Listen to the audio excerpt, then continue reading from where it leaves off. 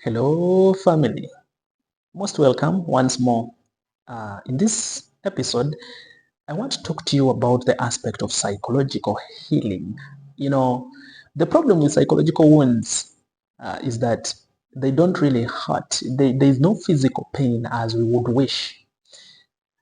But the danger in those wounds is they always dictate your beliefs, they dictate your feelings, and feelings and beliefs dictate your behavior. Now, may I tell you that most people have spent their lives reacting into situations and reacting into life in general. People have never lived their lives. They've never lived their best lives because they are still wounded up to today. They are still struggling with low self-esteem. They are still struggling with emptiness. They are still struggling with lack of self-worth. They are still struggling with so many things. So they are not really, instead of responding to life, they are reacting to life. And it's one of the reasons why we are backward in Africa. We know in the field of psychology, we understand the word psychological healing is still new in our country, in our continent, not to talk of in our generation. But it's a very important thing. Now, what I'm going to tell you the signs that you need to heal. Of course, I may not exhaust all of them, but I'll tell you a few, and then I will tell you what healing means. I will need to describe and explain what psychological healing really means. The first sign that you need healing is when you get into another relationship, a romantic relationship, just to prove to your ex that you can't stay that single. When you do that, you've not healed, and you need to do that. Do you know why? Because your decision to get into a romantic relationship it was not yours. It was how you felt about your ex leaving you. In other words, your ex is still directing your behavior. Even when they are not in your life, they are still directing your behavior. It means they are still in charge of you. They are controlling you, but you don't even know it. You think it's your decision. No, you're reacting to your breakup with your ex. That's why you're getting into a relationship. So you need to heal. You know, when we lose something that we love, something that we are deeply connected to, more than just physically connected, something that we adore, something that bonded with us, when we lose that thing, there are two things that happen. We get angry and then we get hurt.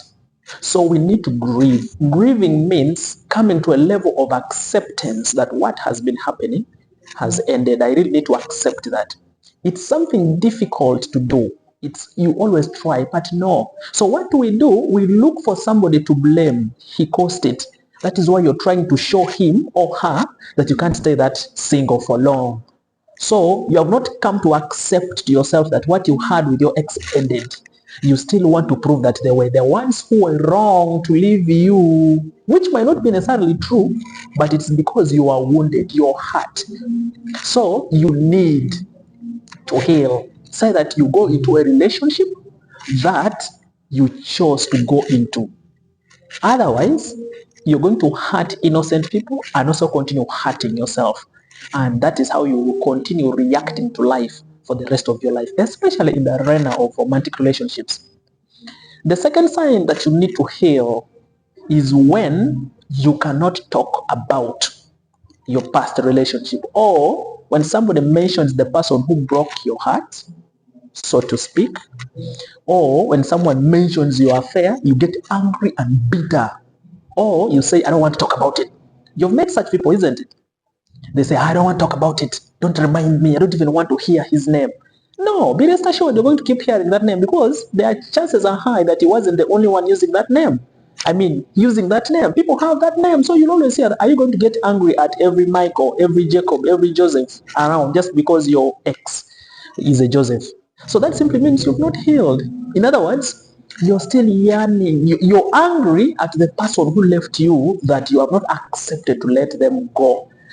Though you may say, oh, I don't have anything to do with him, but why don't you want to say it? Why do you get angry? It's because you are disappointed. You are not accepting the hurt. Your heart, accept it come to acceptance because of that. That is one other sign that you need to heal.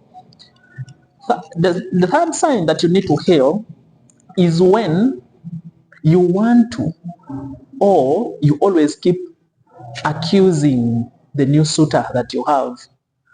You see one behavior like this, or you're like, oh, I know this behavior, you're about to cheat. Don't even do it. So you go around policing this person, you go around monitoring their messages, monitoring their communications code, even hiring people to police them around. So you are simply acting out of impulse. You are worried, you think they're going to cheat on you because they did that to you. You have not healed. Let me remind you that for true love to happen and to flow, there is a certain degree of openness you need, because true love by definition needs a flow.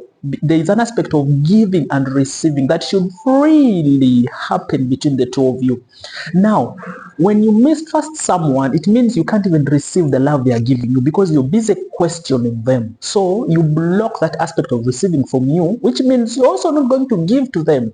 And that is going to frustrate the other person because they're always giving, they're always explaining themselves, they're always trying to convince you that they were never going to cheat on you, they were never going to do it, you see? So the problem with you is you need to work on your openness. The issue here is not about trust. Trust is something that comes naturally, but we're talking about opening up. You need to understand that human beings are human beings. They will always make mistakes. So there's a degree of opening you need to do. If you harden your heart and say, no, I'm not going to trust anyone, that is true.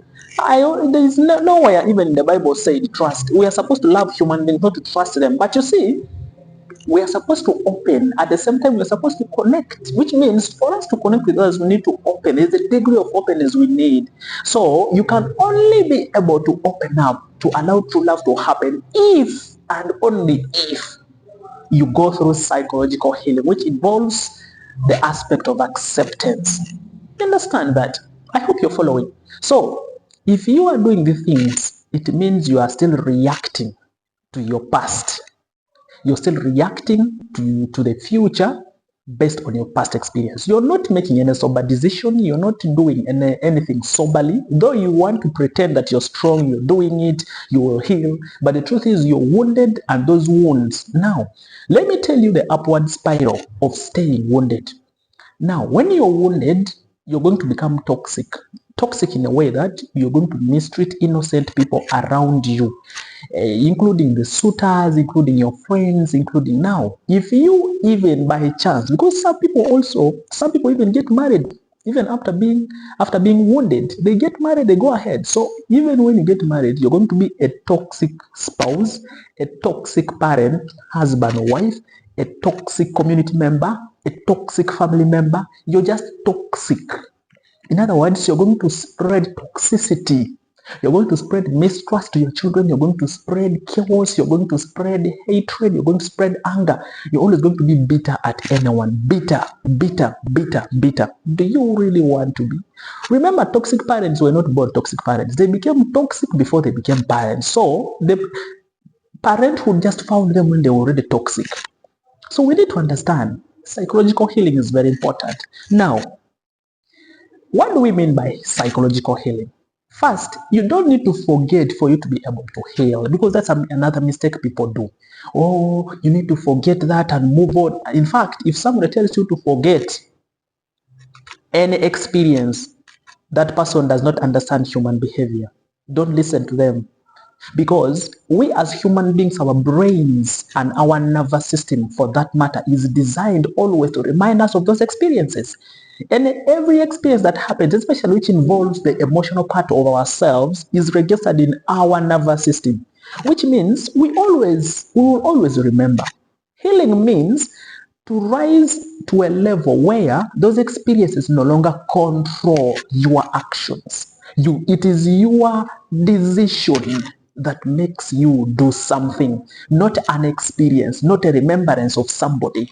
You understand? That's what psychological healing means. So you need to come to a position where if you choose to go to a relationship, you accept and it is your decision. You don't go there to prove anything to someone. You don't go there That is what psychological healing really means. So we need to understand that, we need to pick that, so that we are able to always and always stay healthy and be able to connect. Remember, as human beings, we are fulfilled when three things happen.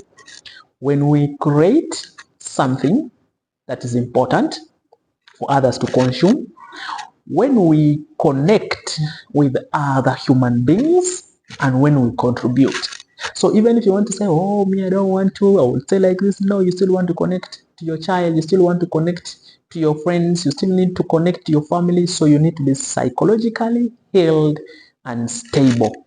Healing means you are rise to a position where now you are no longer controlled by your experiences, but you are thinking, you are responding to life, you're not reacting. I hope this is helpful. Thank you very much. Cheers.